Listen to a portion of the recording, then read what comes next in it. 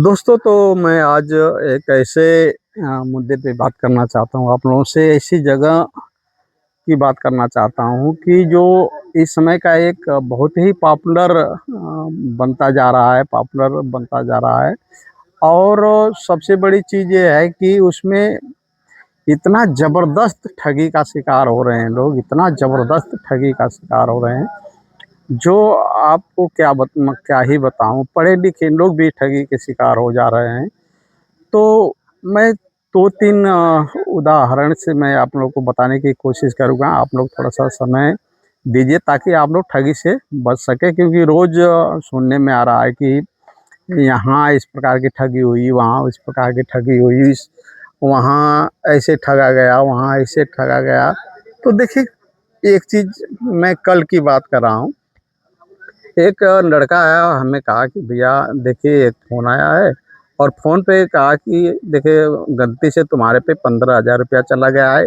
और उसका स्क्रीनशॉट उस पे भेज देता है, उसके यहाँ भेज देता है उस लड़के के पास कि देखो तुम्हारे पास, देखो ये गया है, तुम अभी इस पैसे को हमें वापस करो।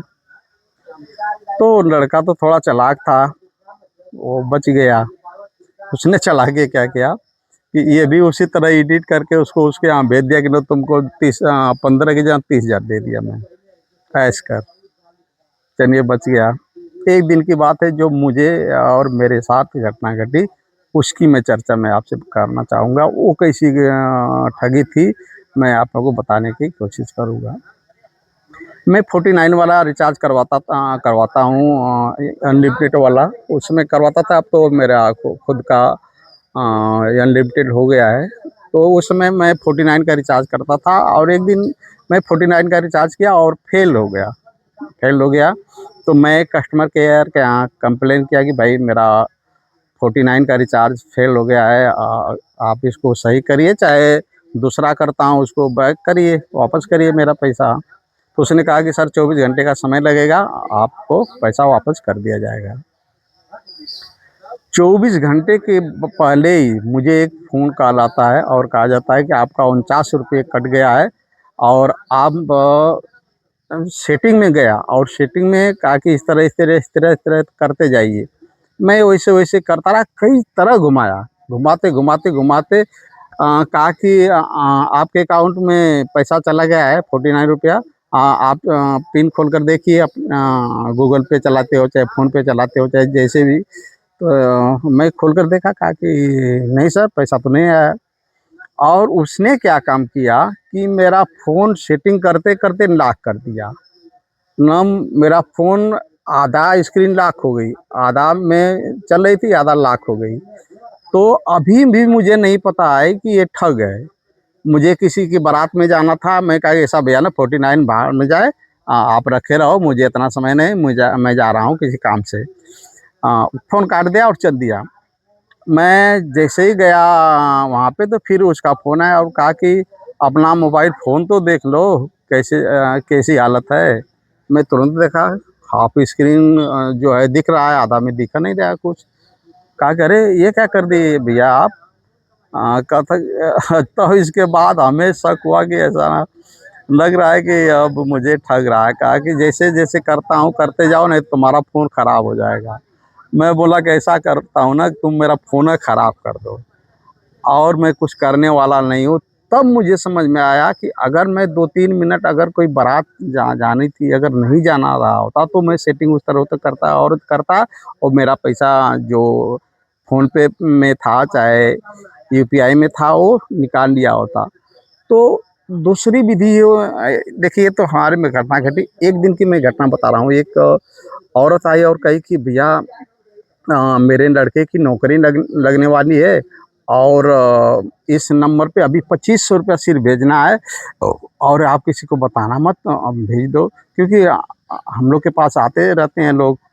मैं बोला कि पैसा है कि किसके यहाँ भेजना है, बात तो कराओ मुझे, कि कुछ तो देगा। तो वो क्यूआर कोड भेजा, कोड भेजा और वो कहा कि इस पर आप पैसा भेज दीजिए। आप कौन बोल रहे हैं? मैं फ़ोन लगा दिया उसके यहाँ और बोला कि आप कौन? मैं बोल रहा हूँ कि जो पैसा भेजने वाला हूँ मैं, बताओ आप क्या करनी है? तो कहा कि आप इस पर भेज दीजिए। वो आपको कुछ बताई तो नहीं है ना? हम कहे नहीं, नहीं कुछ तो नहीं बताई हैं, लेकिन बता चुकी थी वो कि लड़के की नौकरी के लिए ये करना है। तो फिर कहा कि अच्छा हाँ तो जल्दी भेज दीजिए। मैं बोला कि ऐसा है कि कौन सी नौकरी है, थोड़ा सा हमें भी बता दीजिए, मैं भी पैसा भेज देता हूँ, मुझे शक हो गया कि ये लग रहा है कि फ्रॉड है। तब ये गोल गोल घुमाने लगा। तो इसके बाद कहा कि भैया ऐसा कि पैसा मैं नहीं भेजूंगा, और आप उस महिला को मैं समझाया कि देखो फिर फ़ोन करेगा तो नहीं उठाना, नहीं उठाना। मैं उसका फ़ोन ब्लैक लिस्ट में डाल दिया, 2 को बचाया मैं।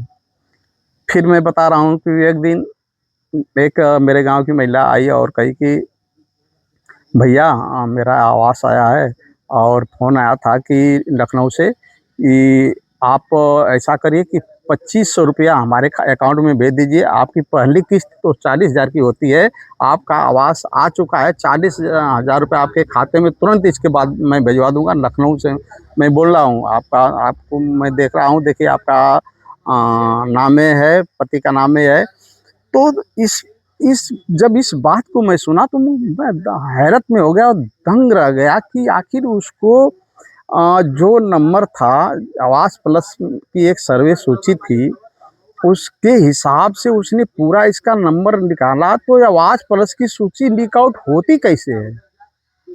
इसमें बड़ा मैं सरकार से निवेदन करना चाहता हूँ कि जो आप लोग आवास की सूची है, जो आवास प्लस की सूची है, आप लोग गोपनीय तरीका से रखिए, ताकि फ्रॉडों के पास चला जा रहा है और फ्रॉड के माध्यम से वो फ़ोन कर रहे हैं उसमें, क्योंकि वो फ़ोन आवाज़ प्लस में फ़ोन भी लगा रहता है, क्योंकि ओटीपी जाएगा तभी वो आगे बढ़ता है। आप लोग जानते होंगे, नहीं जानते होंगे तो मैं बता दूं कि आवाज़ प्लस का सर्वे करते समय जब किसी लाभार्थी का हम लोग ओटीपी भेजते हैं, भेजने के बाद अगर ओटीपी वेरीफाई होता है तभी आगे का प्रोसेस चलता है।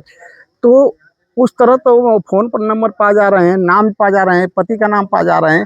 तो मैं सरकार से निवेदन करना चाहता हूँ कि आप डिजिटल फ्रॉड के बारे में रोज़ विज्ञापन देते हैं, सब कुछ करते हैं, लेकिन कहीं न कहीं लोचा आपकी तरफ से भी है, क्योंकि वो आवास प्लस की जो सूची है, फ्रॉडों के पास गई कैसे?